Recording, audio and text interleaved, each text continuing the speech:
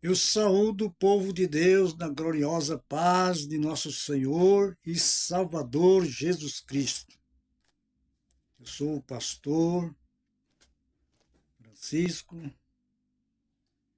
estou aqui em Barra do Garças como missionário, auxiliando na sede da Igreja Assembleia de Deus, do pastor, cujo pastor é nosso pastor José Gomes de Abreu, e sou missionário ligado à Assembleia de Deus de Nobres, onde está ali o pastor Jeremias Costa. E na Secretaria de Missões está ali o pastor José Ricardo, com toda a diretoria, a qual eu devo os meus agradecimentos. A todos eles, à igreja e todos os contribuintes que têm contribuído para a obra missionária. Então, estou aqui fazendo um comentário da lição número 2 da Escola Bíblica Dominical, que vai ser realizada no dia 14 de julho de 2024, cujo tema é o livro de Ruth. Textuário diz assim: E sucedeu nos dias em que os juízes julgavam, houve uma fome na terra, pelo que um homem de Belém de Judá saiu a peregrinar nos campos de Moabe, ele e sua mulher e seus 2 filhos. Ruth 1, capítulo 1, versículo 1.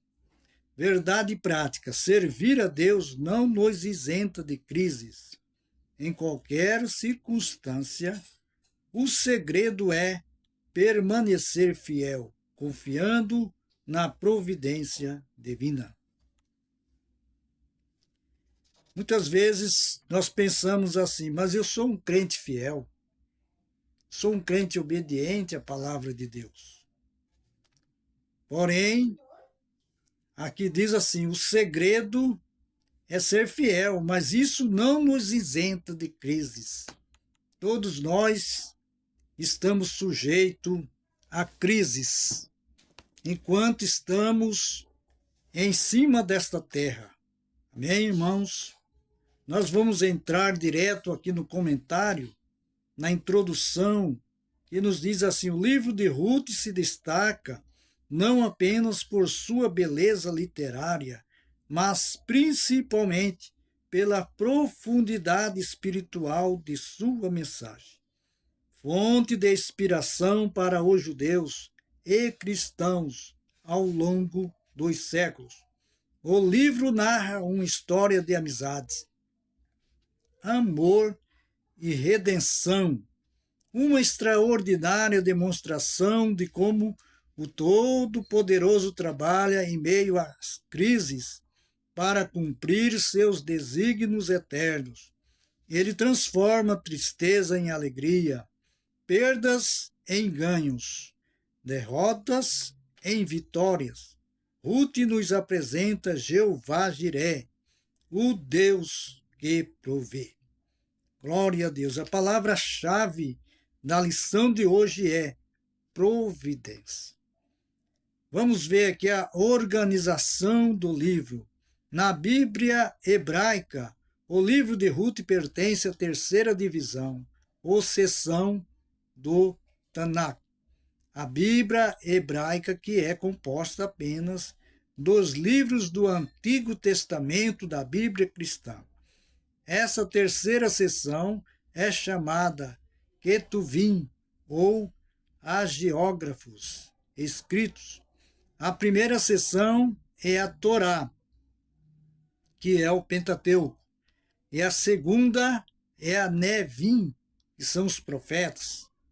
Dentre os escritos, que são 11 livros, estão os Megiló, 5 rolos. Livros curtos, lidos publicamente nas festas judaicas anuais. Cântico dos Cânticos, Ruth, Lamentações, Eclesiastes e Ester. Em função de narrar fatos ocorridos durante a colheita, a leitura litúrgica de Ruth era tradicionalmente feita durante o Shavuos ou Pentecoste, a festa da colheita. Na Bíblia cristã, enquanto a Bíblia hebraica está dividida em 3 seções, Pentateuco, Profetas e Escritos, o Antigo Testamento da Bíblia cristã é composta de 4: Pentateuco, poéticos, históricos e proféticos. Ruth está categorizado como um livro histórico por seu evidente genérico narrativo, mas é identificado também por sua extraordinária beleza poética, empregando estilo e linguagem próprios do hebraico clássico. O autor expõe aspectos subjetivos da vida dos personagens. A obra está organizada em 4 capítulos, somando 85 versículos. Autoria e data.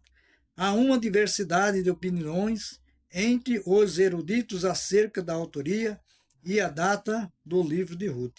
Samuel é o autor provável. O Talmud, obra milenar de regulamentos e tradições judaicas, atribui a ele a autoria. A forma como o autor se refere a Jessé e Davi parece indicar contemporaneidade e familiaridade com os personagens, o que também aponta para Samuel. Ruth 4, versículos 17. Além disso, as características gerais da obra indicam uma atmosfera própria do início do período da monarquia de Israel. Sendo assim, o livro teria sido escrito no século V antes de Cristo. Vamos ver também o contexto histórico. No tempo dos juízes, não há uma data precisa para os fatos narrados em Ruth. O que sabemos é que ocorreram 3 gerações antes de Davi. Nos dias dos juízes, esse período dos juízes durou mais 3 séculos. Começou depois da morte de Josué, por volta de 1375 anos antes de Cristo, e se estendeu até o início da monarquia de Israel, com a ascensão de Saul ao trono, que é em 1050 antes de Cristo. Foi marcado por uma grande anarquia e uma profunda apostasia e infidelidade do povo hebreu. Uma frase que identifica bem aquela época sombria é: cada qual fazia o que parecia direito aos seus olhos. Sem uma sábia direção, o povo perece. Secularismo, hedonismo e idolatria. Depois da morte de Josué e dos demais líderes do seu tempo, levantou-se uma geração que não tinha uma profunda comunhão com Deus e não conhecia o que ele havia feito ao povo hebreu. Israel cedeu ao estilo de vida pecaminoso dos cananeus e foi atraído à adoração dos seus deuses. Oh, irmãos, que coisas terríveis, né?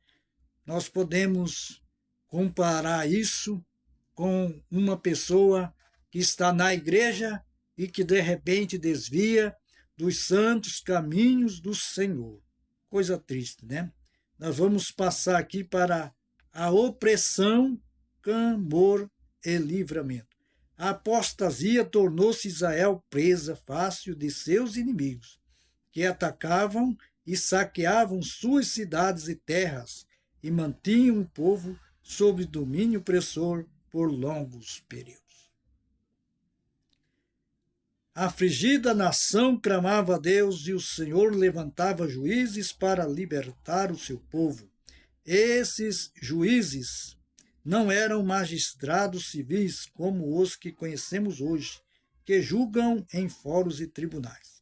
Eram libertadores, geralmente líderes militares como o Otiniel, Baraque e Gideão, poderosamente usados por Deus para julgar a causa de Israel, livrando-o de seus opressores. Então nós vemos aí, irmãos, que Deus levantou no tempo de juízes muitas pessoas, né, como Otiniel, o Baraque, Gideão e assim por diante. Mas foi um período de tempo muito difícil, porque cada um fazia o que parecia bem aos seus olhos. Que coisa, né? Mas vamos ver o propósito e a mensagem deste livro, né? O cetro de Judá. Vários propósitos são atribuídos ao livro de Ruth. O principal e mais evidente deles é apresentar Davi como descendente de Judá, a tribo real da qual viria o Messias. O leão da tribo de Judá, raiz de Davi, o cetro não se arredará de Judá, nem o legislador dentre seus pés, até que venha Siló, e a eles se congregarão os povos. Embora Ruben fosse o primogênito de Jacó, seu ato de desonra ao leito do pai, deitando-se com sua concubina, fez com que perdesse a primogenitura, a posição de liderança. Nós vamos ver aqui também o amor e a redenção. A mensagem principal de Ruth é o amor de Deus e o seu plano de redenção da humanidade. Como representantes de judeus e gentios, respectivamente, Boaz e Ruth pronunciam a derrubada da parede de separação. A redenção é vista no livro nos sentidos literal e tipológico. Boaz é o parente remidor que preservou a descendência de Elimeleque, mas é também um tipo de Cristo, nosso Redentor. Glória a Deus, aleluia. Nós vamos ver também aqui a conclusão, né? Vamos partir já para a conclusão da lição, né?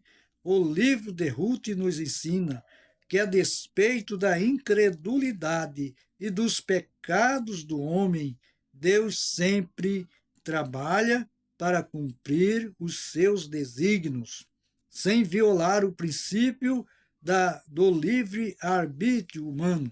O Todo-Poderoso conduz a história e executa seu plano eterno de redenção. O livro também nos mostra como a fidelidade de Deus se aplica às circunstâncias comuns da vida. Em tudo, Ele é fiel. Irmãos, que maravilha!